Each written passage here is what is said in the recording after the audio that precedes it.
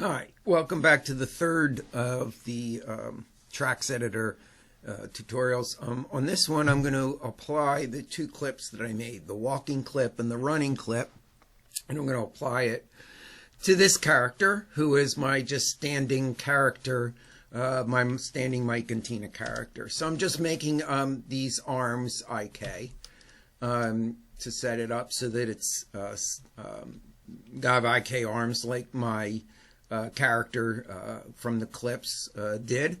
And also I want to come down to the frame rate, and I want to change this frame rate of 30 frames per second here to 24 frames per second. So if I made the clips at 24 frames per second. If I had left this at 30 frames per second, I will attempt to conform the clips to my new frame rate. It does a generally okay job, but because I'm going to be using the frames, the exact frames, to progress my step forward, if there's mismatch, if it smudges the frame, then it's going to make it difficult to match my feet perfectly. So I'm going to make sure that my frame rate I'm importing these clips to matches the frame rate that I made the clips at, and that was at 24 frames per second. So by applying it back, my clips, to this character, the only limitation is that the character I apply the clips back to has to have the same controllers with the same name, with the same controlling the same parts of the character in my character sets.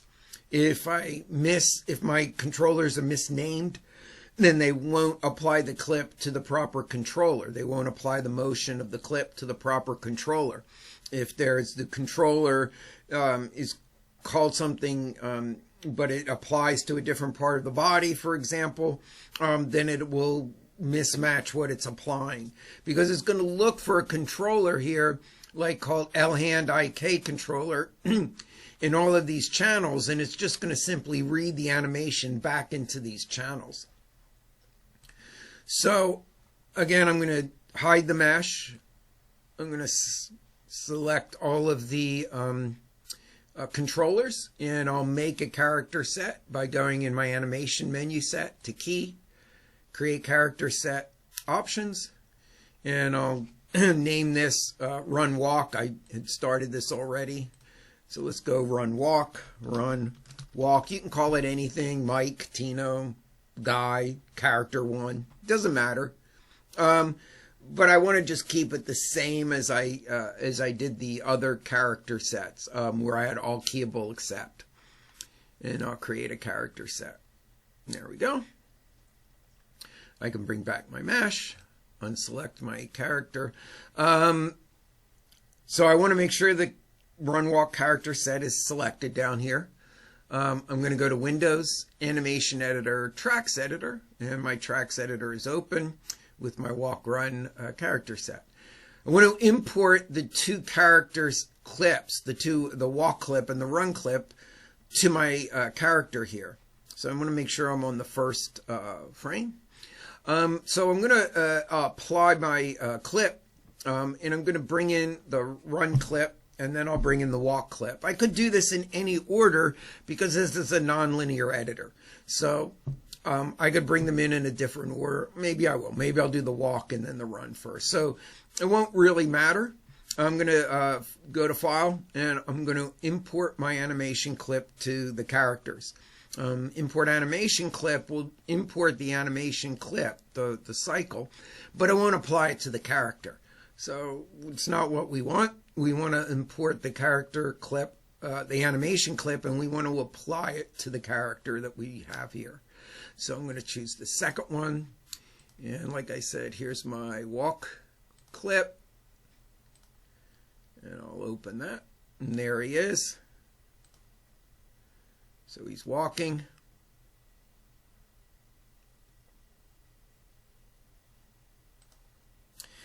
I'm going to give myself more frames down here because I want to apply my run. So I'm just going to drag the time slider all the way to 48.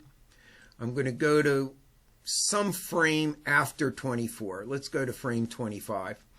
And I'm going to import my run cycle. There we go.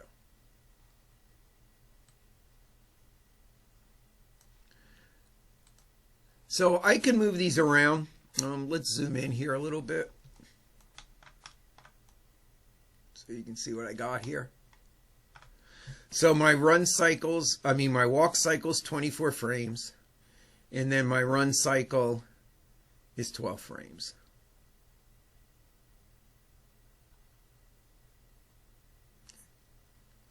All right. I'm going to save my scene. I'm going to go to File, Save Scene As, and I'm going to call this, let's see, Desktop. I'm going to call this Walk Run. I already saved this, so there we go. Okay. So now I can begin to play with these. Right now they're all on one line, what's called the one track. I want to add another track so that I can move these around back and forth. So I'm going to right click on this gray bar and I'm going to insert a track, and it doesn't matter above or below. I'll do one above. So I can work on this. I'm going to give myself more than these 48 frames. So I'm going to go down here at the bottom of my interface outside of the Trax editor here where it says 48 in this inner or right hand box, and I'm going to type in 200. So now I have 200 frames here to work with. The Trax editor, just in case I hadn't mentioned it, the frames are at the bottom here. Here we go. We can bring these up a little bit, and I can scrub back and forth just by clicking onto this red bar. It's the same navigation tools, Alt right mouse click, Alt middle mouse click. And over here, I can click on a clip and I'm just going to drag it up. So now I have two clips on two different layers here. And if I just kind of butt them up against each other, and let's only play part of this right now, only play the first, say, 35 frames. So now you'll notice that he walks and then he runs. Walks and then he runs. So I want to mess with that. I'm going to mess with that. I want to run and then walk. That's the first thing. So I'm going to move my walk clip. I'm just going to click on it and drag it. And then I'm going to click on the run clip. I'm going to go to frame 1 here so I know a marker. And I'm going to move my run clip to frame 1. But I don't want him to just run once. I want him to run a couple of steps here so that he takes more than just one little run, just one little step, right? That doesn't make much sense. Just that is not a lot of running. So I want to do a couple cycles here. I want to cycle this. So we know we had the direct method of cycling animation clips. Now I'm going to show you kind of the Trax method. So all I'm going to do is I'm going to hold the shift key down and I'm going to put my mouse cursor over this bottom number here. So I'm just holding the shift key down and then I'm going to press with the left mouse button and hold, and I'm going to, holding the shift button, I'm just pulling out, and you can see where it says the C and then a number. So that's the number of cycles. So I have an additional 1 cycle and a half. I'm going to pull this out to 2. So now I have 3 full cycles here of running, followed by 1 cycle of walk. Okay. Let's pull down to about there. Right, so I have 1, that's 3, and then 1 cycle of walk, and then a cycle of walk. Notice that there's a couple of frames here. There's like a frame gap where he kind of jumps. Okay. Couple other things about this interface. Maybe I don't want to see the walk cycle yet. So I'm going to click on down here. There's these icons. The arrows just move up and down.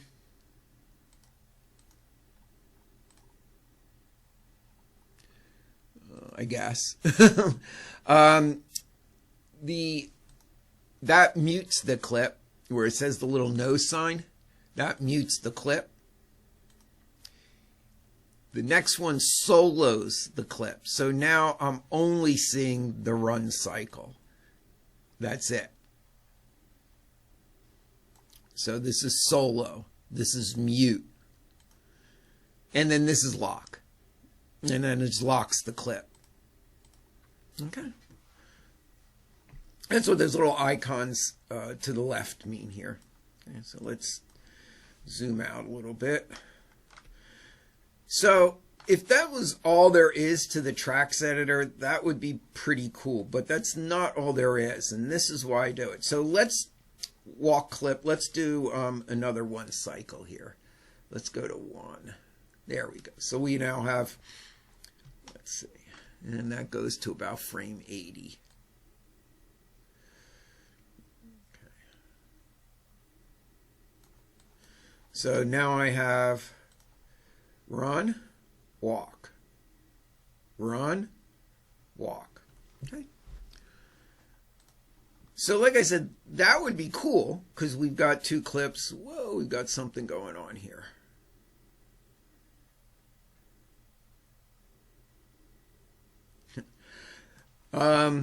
So that would be pretty cool, but this is really cool. I'm going to select both of these clips and I'm going to go create blend, and the blend will blend the 2 animations together, and you can do this in 2 ways. I'm going to click off of this so I'm not selecting both of them anymore. I can click and drag and it will make this blend from one to the next. So the computer's interpolating this change when they're separated by frames. And that's okay, but I get some, right, if I look at it, I get some strange, and I'm exaggerating it, right, the way that it looks. I probably want to do a shorter blend. So that's one way I can blend.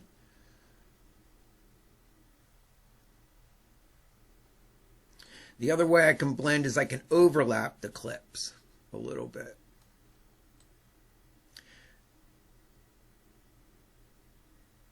There we go. I want to make sure when I overlap them that my feet are in the right position when I do so. So like when this foot comes down,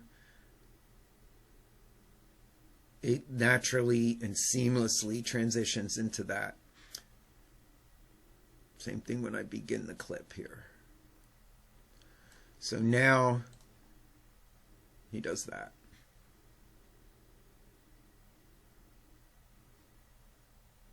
Okay. I can go either way with the blend. It's really depending on what you think works. I'm going to go backwards with the blend here. But you could go forward with the blend. So maybe, let's see, 34 and 6 would be 40. So maybe like a half a second, a quarter second blend where he goes from running to walking. That's a little bit long. Let's trim off a couple frames. Just whatever look good. The timing has to look good. It has to look natural. Right? That looks pretty good. So you can go either way. Either way worked.